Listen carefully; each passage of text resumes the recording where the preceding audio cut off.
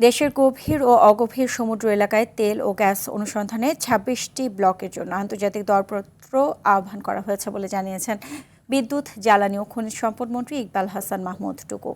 তিনি বলেন, জাতীয় স্বার্থ সংরক্ষণকে অগ্রাধিকার দিয়ে বিদেশি কোম্পানির সঙ্গে চুক্তি সই করা হবে। সচিবালয়ে সাংবাদিকেরা একথা বলেন। দীর্ঘদিন আমদানি নির্ভর জ্বালানির দিকে ঝুঁকে থাকায় দেশের বৈদেশিক মুদ্রা রিজার্ভে ও অর্থনীতিতে চাপ পড়েছে বলে জানান জ্বালানি মন্ত্রী। আন্তর্জাতিকভাবে উত্তোলনের যেসব কন্ট্রাক্ট আছে সেগুলোকে বিশ্লেষণ করেই আমাদের জাতীয় স্বার্থ রক্ষা করে আমরা এই কন্ট্রাক্টগুলো করব।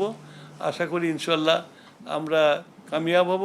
আমাদের দেশের জ্বালানির একটা এনার্জি সিকিউরিটি যেটা করা লাগে সেটার জন্য আমরা চেষ্টা করে যাচ্ছি এবং এখন আমরা আগের থেকে অনেক বেটার অফ আছি।